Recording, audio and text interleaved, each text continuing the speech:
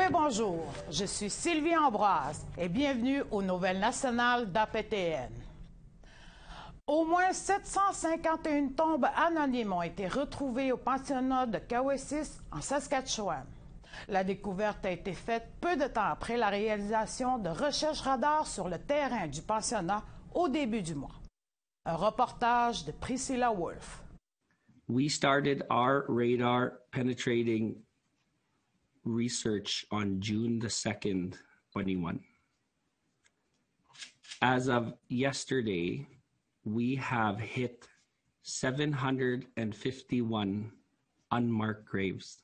Selon Katmus Delorme, chef de la Première Nation de Cowessis, les tombes sont celles d'enfants ayant fréquenté le pensionnat indien Maryville qui a été exploité dans la communauté de 1899 à 1997. This is not a mass grave site.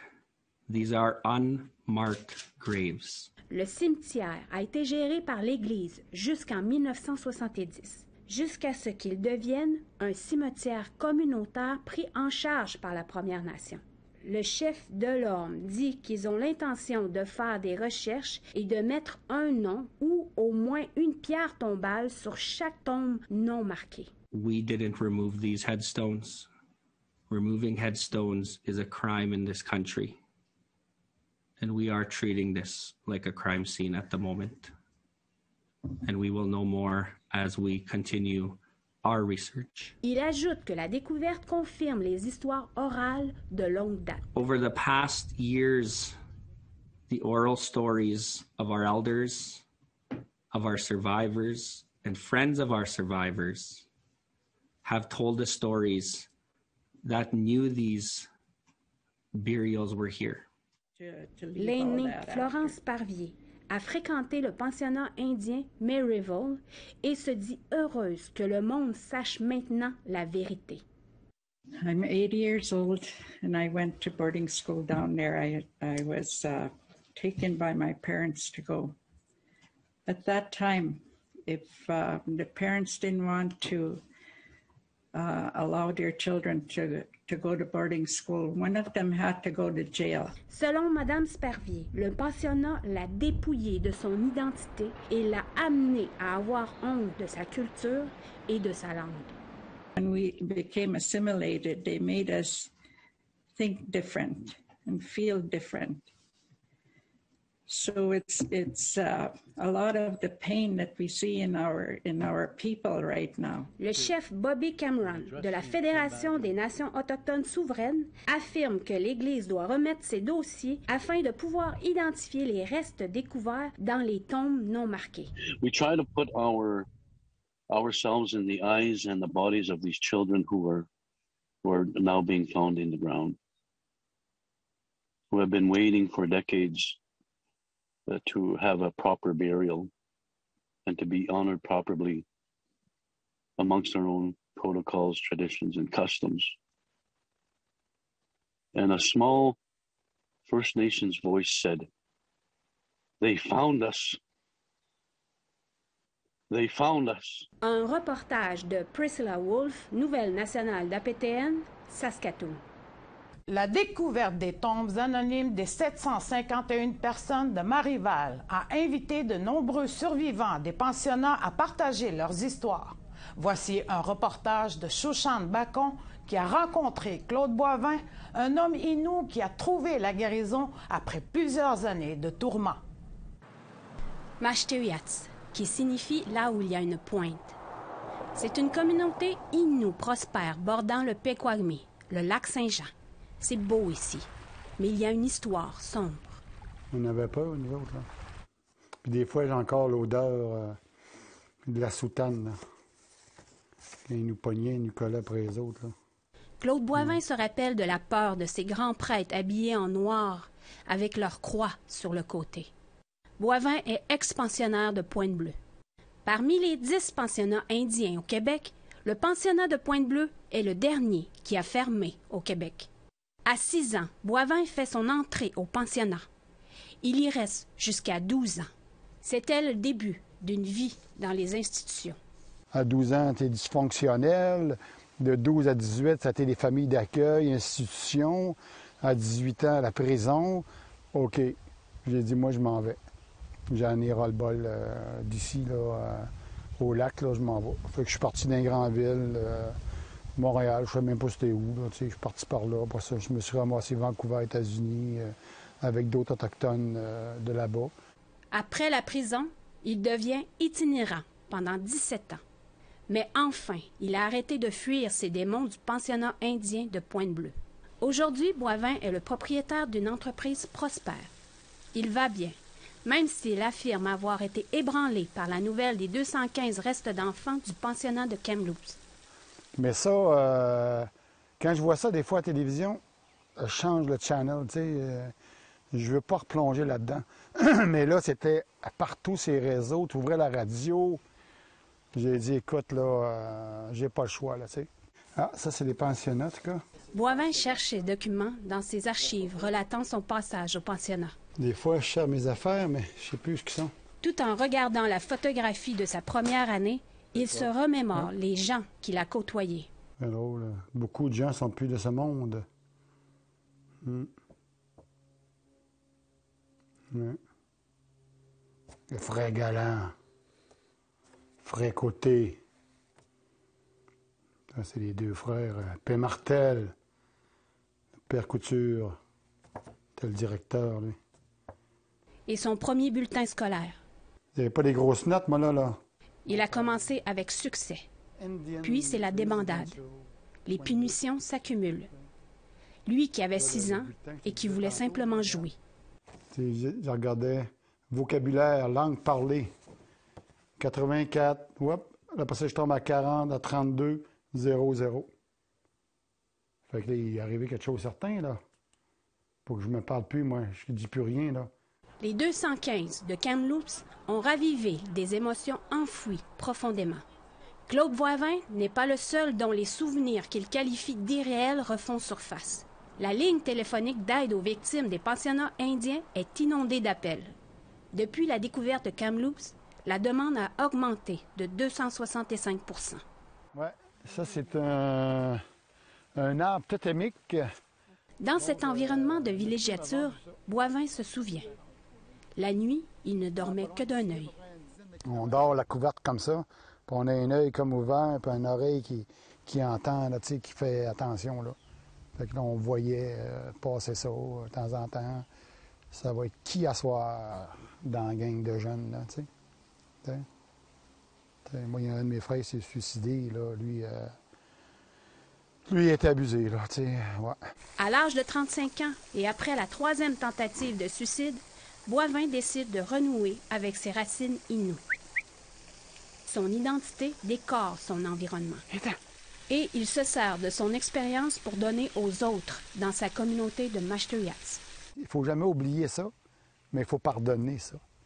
Mais c'est ça qui m'a fait grandir dans un sens. Si vous ressentez le besoin de parler à quelqu'un ou que vous pensez que quelqu'un a besoin d'aide, voici le numéro sans frais pour les victimes des pensionnats indiens, disponible 24 heures sur 24 et 7 jours sur 7. Shushan Bacon, Nouvelle nationale d'APTN, Mashtuyats. Les demandes des Anishinabés à faire ralentir les automobilistes ont été acceptées par le ministre des Transports du Québec. La vitesse sera réduite à 70 km/h sur la route 109 à la hauteur de Pikougan. Avant, la limite était à 90 km/h. Antoine Diamond, Anishinabé de Pikougan, est décédé happé par un camion-ben en avril.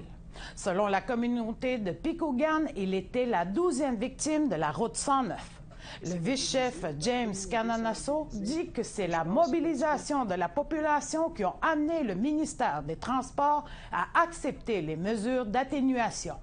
On est très heureux de cette nouvelle-là, que le ministre des Transports, François Bonnardel, qui a pris cette décision-là de réduire la vitesse à 70 en face de la communauté, parce qu'il était quand même problématique, ce chemin-là.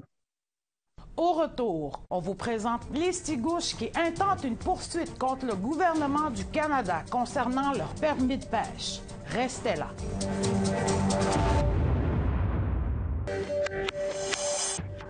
Rebienvenue aux Nouvelles nationales d'APTN.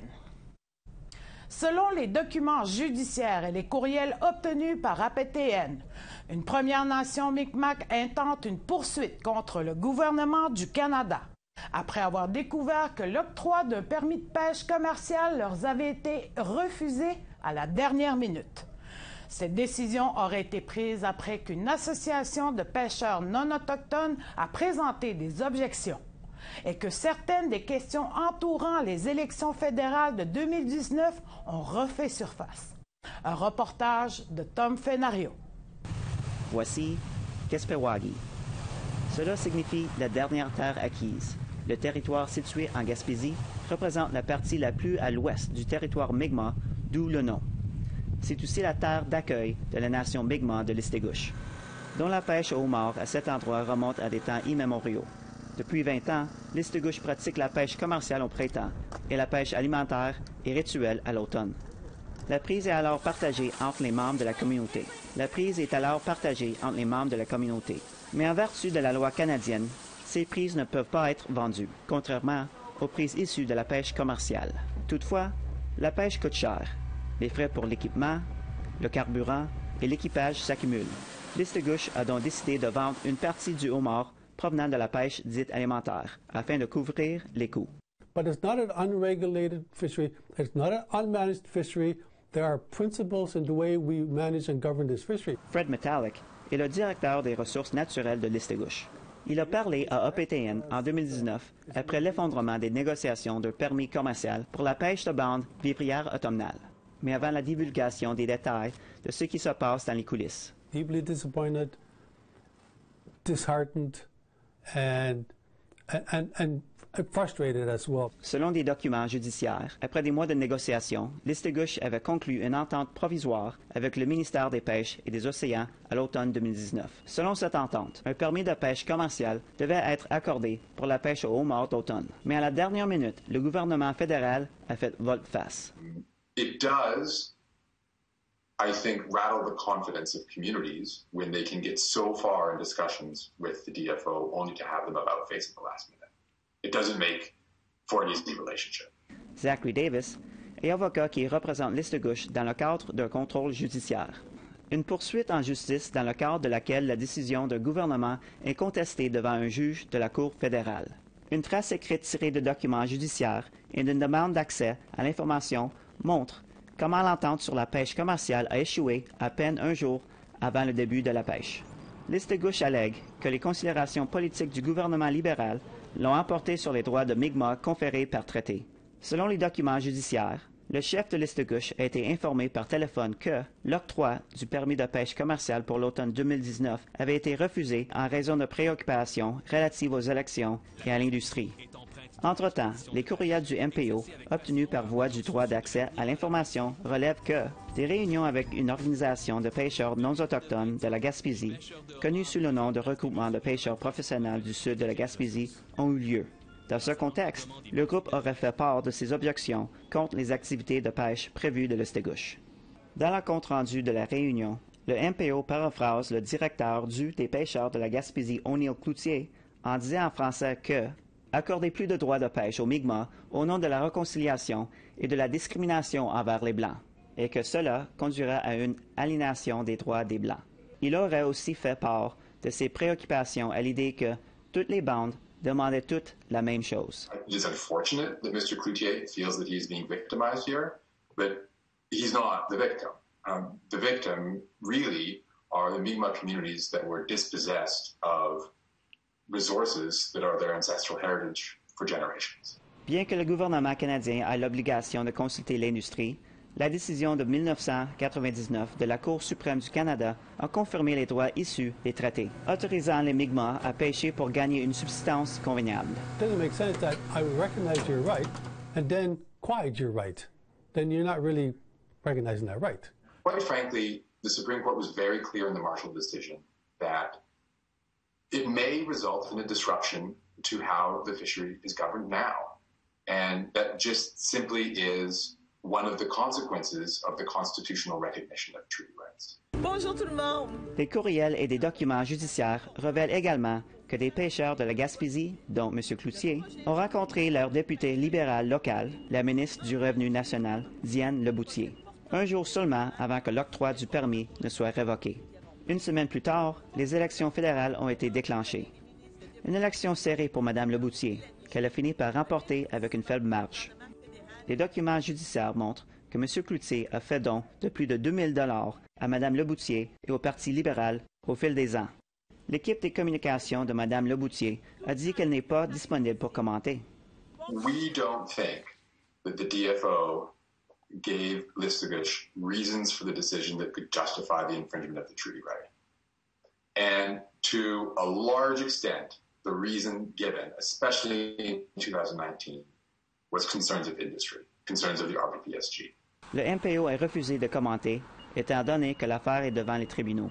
Mais les raisons données par le directeur général régional du Québec dans les documents judiciaires mentionnent les préoccupations des pêcheurs de la Gaspésie et font état du contexte électoral par voie de citation, en indiquant les lignes directrices électorales qui stipulent que pendant les élections, le ministre fasse preuve de retenue avant de prendre une décision qui sort du champ des affaires courantes.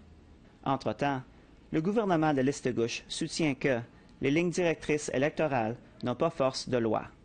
How do you move forward in good faith with the minister's office, with the Minister of Fisheries and Oceans, with Canada, if reconciliation, recognition of Indigenous laws, if partnership are just rhetorical concepts? Mais cela ne veut pas dire que toutes les négociations entre Listugush et le Canada se sont mal déroulées.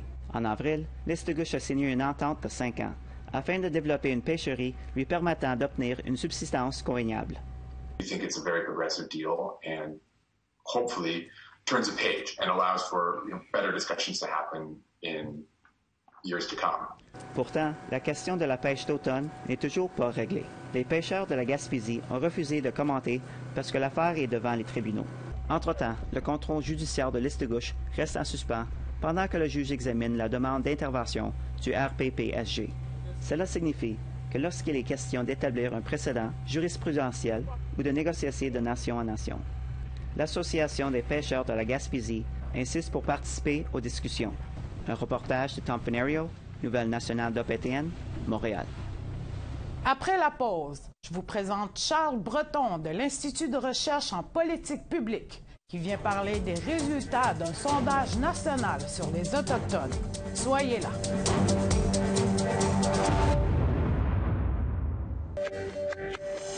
Bienvenue aux Nouvelles nationales d'APTN.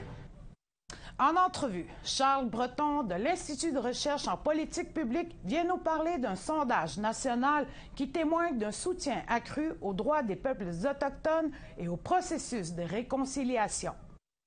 Par ailleurs, l'Institut est un organisme indépendant qui produit des recherches pour améliorer la politique et pour éclairer les débats sur les grands enjeux publics. Voici Chouchane Bacon avec notre invité. Oui, M. Charles Breton, et bienvenue aux Nouvelles nationales d'APTN. Bonjour, merci.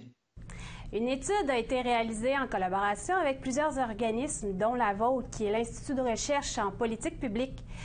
Et ma première question serait, quel était le titre de cette étude? Alors, c'est une étude qu'on fait à chaque année qui s'appelle Confédération de demain. À chaque année, ça fait 3 ans qu'on la fait de façon annuelle. Toutes ces organisations-là ensemble qui sont dans le fond des organismes qui travaillent sur les politiques publiques à travers le pays, là, dans plusieurs provinces, dont ici au Québec. Et à chaque année, dans ce grand sondage-là, on va toucher à plusieurs enjeux, et dont celle des relations entre les Autochtones et les non-autochtones au Canada et la réconciliation. Et à chaque année, on fait un rapport sur chacun de ces enjeux-là, que ce soit, on a aussi un rapport sur les changements climatiques, par exemple. Et donc, cette année, il y avait vraiment beaucoup de matériel, beaucoup de nouvelles données sur les questions de réconciliation. Alors, c'est ce rapport-là qu'on a publié cette semaine. Et quel était le but de cette étude? En fait, l'étude au sens large, la Confédération de demain, c'est vraiment pour aller mesurer l'opinion des Canadiens, autochtones et non autochtones, sur plusieurs enjeux, souvent reliés au fédéralisme ou reliés à la façon dont la Fédération canadienne fonctionne. Et le but aussi, c'est en faisant une étude annuelle, c'est-à-dire qu'à chaque année, on répète souvent, certaines fois les mêmes questions, d'autres fois, on va amener des nouvelles questions qui se prêtent plus au contexte. L'idée, c'est vraiment d'être capable d'évaluer dans quelle mesure est-ce que c'est l'opinion publique sur ces questions-là, les attitudes, elles évoluent ou pas, est-ce qu'elles restent stables, est-ce qu'elles changent. Et donc, par exemple, cette semaine, dans ce rapport-là sur les relations entre Autochtones et non-Autochtones, nous, ce qui nous intéresse, c'est savoir sur tout ce qui est question de réconciliation, ce que les gouvernements font, est-ce que les Canadiens voient, eux, un rôle pour eux-mêmes là-dedans, est-ce qu'ils ont un rôle eux-mêmes à jouer dans la réconciliation? Est-ce que ces opinions-là changent, évoluent? Est-ce qu'il y a eu des changements dans la dernière année? Et donc, c'est ce qui nous intéresse. Puis, comment avez-vous procédé pour effectuer cette étude? Alors, c'est un sondage.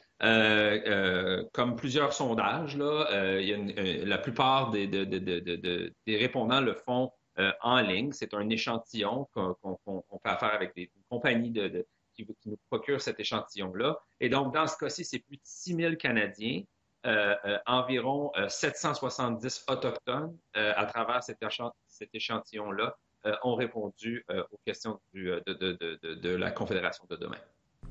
Puis, quels sont les résultats qui ont ressorti dans le sondage?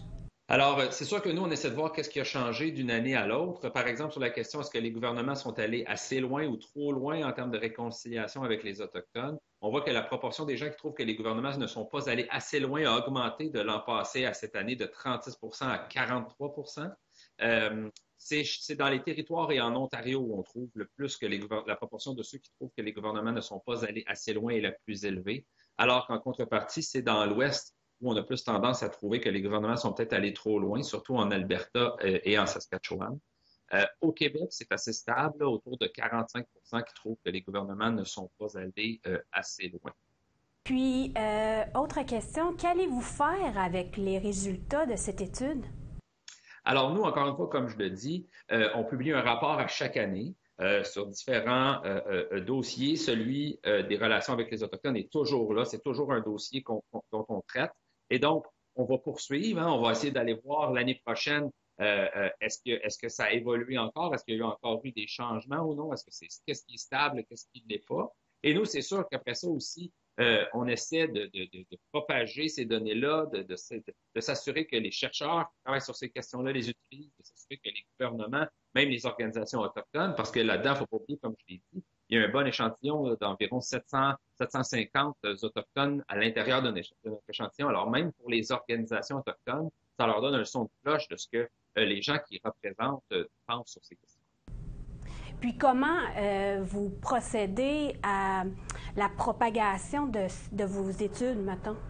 Bien, on essaie de faire, de communiquer ça, par exemple, à travers les journaux. Bon, le Globe and Mail a écrit un article là-dessus. On écrit des textes d'opinion en utilisant ces données-là. Et bien entendu, nous, on les envoie aussi personnellement par courriel ou en conversation téléphonique avec des décideurs. Merci. Yamé. Merci beaucoup. C'est ce qui conclut le bulletin de nouvelles nationales d'APTN. Je suis Sylvie Ambroise. Merci beaucoup d'avoir été des nôtres. À la semaine prochaine. Et si vous êtes un partisan des Canadiens, passez un bon match ce soir. Yamé.